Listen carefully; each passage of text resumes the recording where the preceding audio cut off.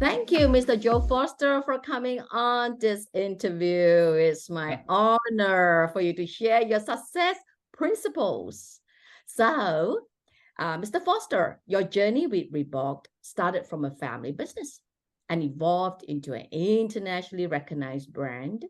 In your experience, how did the weight of family expectations shape your definition of success?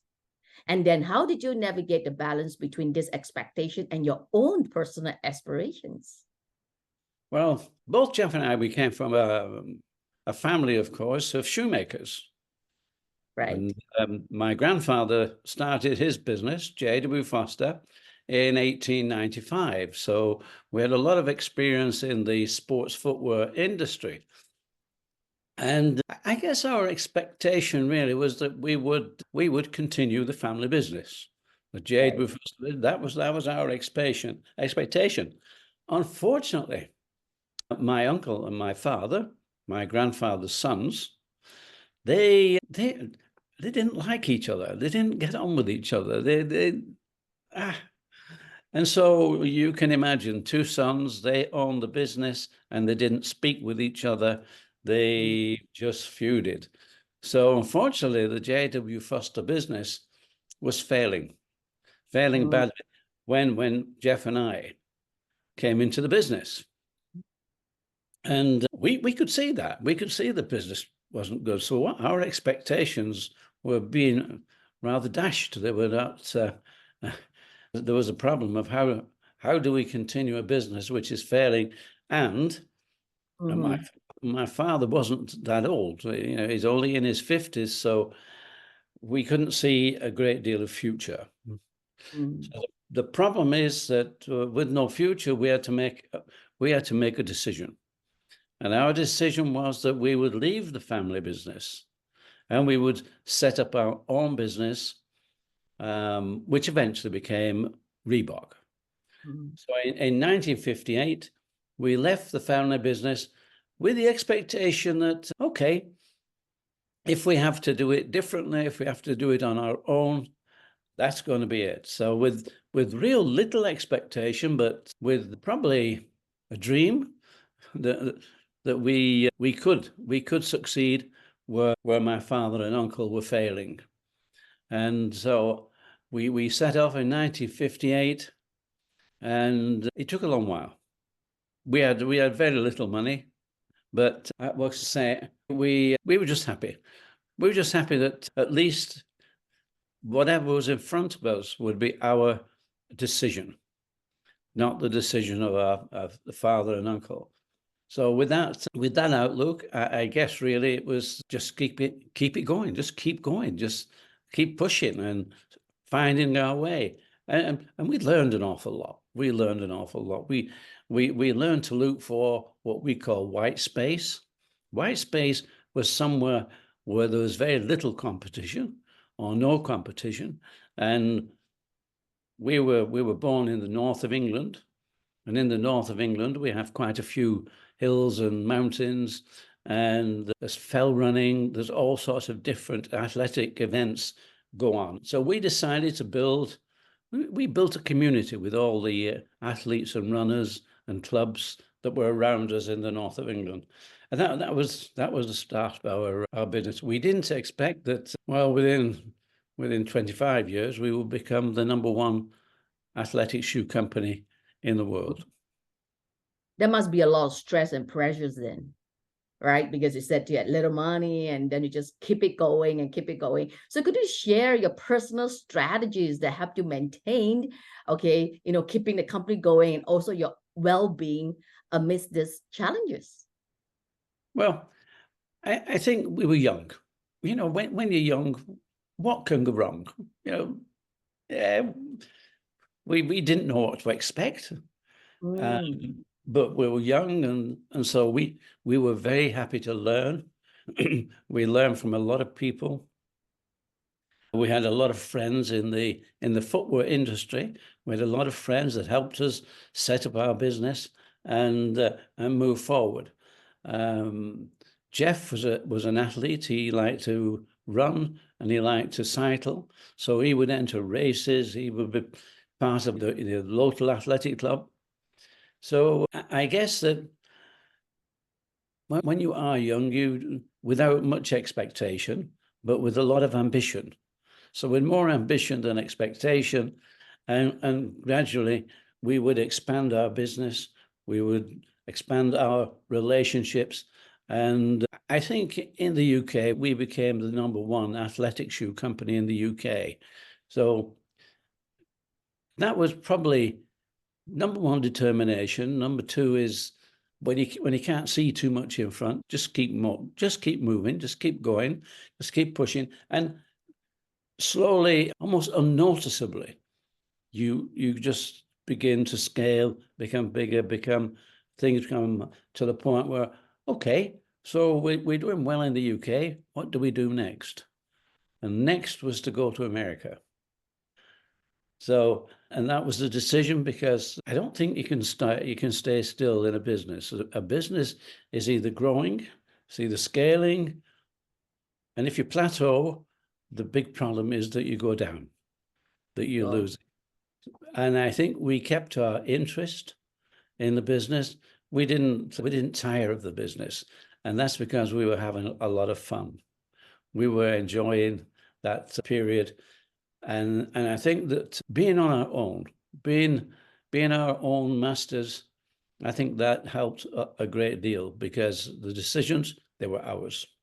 And when you have those decisions, I think it gives you the strength. I think it gives you the strength to just take a few chances, see what's next.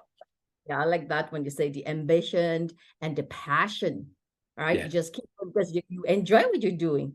It's not just something that you dragged doing, that's so fantastic. But the point is, how do you see that in today's world, they can be ambitious? I have a lot of clients where they are successful, but they seem to lack this fulfillment.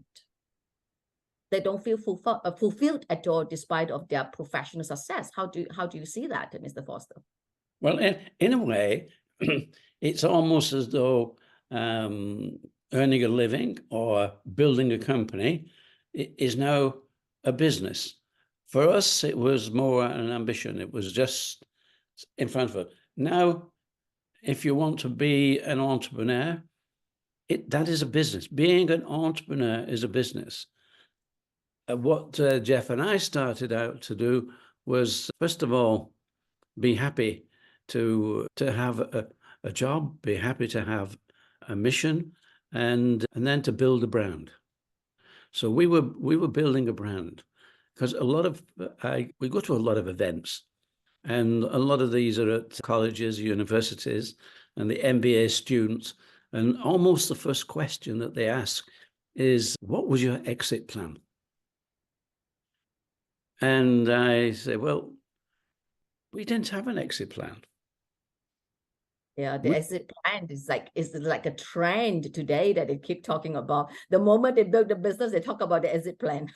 Yes. That's right. So when you say, there doesn't seem to be fulfillment, I think what happens is that people come now into what you're expected to do as an entrepreneur, is to start your business, to scale your business, and then to exit, which is a book that one of our friends has just written, which is start, scale, exit, repeat. So you're repeating. So I guess if you keep on building businesses and then you sell them, where is the fulfillment? Is the fulfillment just making money? Is that the fulfillment? You just make money. But I mean, I don't know. I am so proud. I am so sort of filled by the fact that we built a brand, and that brand is a strong brand still today, and it's still growing, and people know about it. So I guess that is fulfillment. I don't know if just exiting whatever you do all the time, because I think when you have a path, it's good to go along that path and to really get the pleasure out of the journey. But if you keep on stopping your journey, it makes you wonder. Like they say, it's better to travel than arrive. So if all you're doing is arriving all the time, you then need to start traveling again. So you're stopping your pleasures, you're stopping your fulfillment, unless your only fulfillment is your bank balance, is having a lot of money. So Uh, yeah, maybe we know people have a lot of money and they are not happy.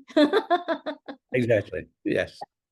Yeah, Mind you, fantastic. money can help. Money can help. But I think it's nice to have a goal and to keep going for that goal and just make that goal bigger and bigger. Increase the goal, which is what we did. Yeah, would you agree that from the very start you have clarity, which a lot of people are finding today, whether entrepreneur or somebody in the C-suite, they seems to lack clarity as such, follow the Joneses. What's your take on that?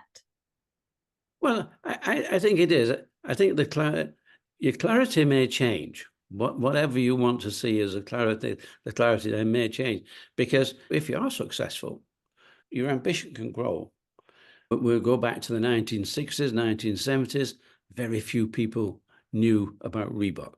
It was more localized. Very local amongst us, they knew about Reebok.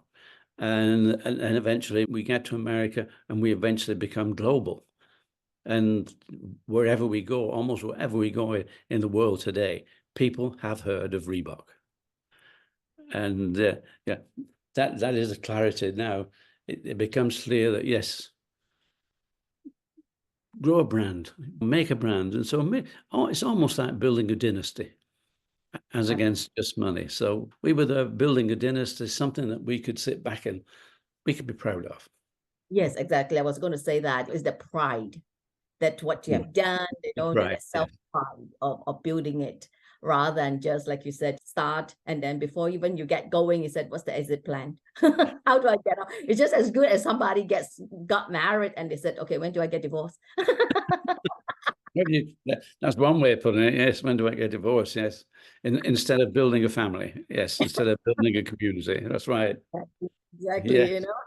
that's where they get really confused.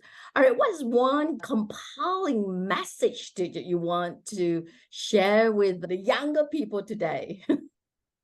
Well, I think for me, it probably always has been, you've got to have fun. Number one, have fun. Number two, have a lot more fun. And number three, it really has to be something you enjoy, something that is great fun. It doesn't mean every day is fun, but what it does mean is that what you're trying to achieve, and if you will achieve it if you're enjoying it. If it's a pleasure, you will I guess, achieve it. I guess what you're saying is that you've got to like what you do. Exactly. Yes. Yeah. And if you don't like, I doubt that you'll be successful. And of course, it'll be a very unhappy life if you don't like what you're doing. So you need a happy life. You need to enjoy what you're doing. You need to have fun. Yeah, absolutely. There are lots of people, they actually don't like what they're doing, but it comes with the power, it comes with the money, it comes with the wealth. So they just throw themselves into it, but they actually like doing what they're doing. Well, that's true. And so they have to find their fun in different directions.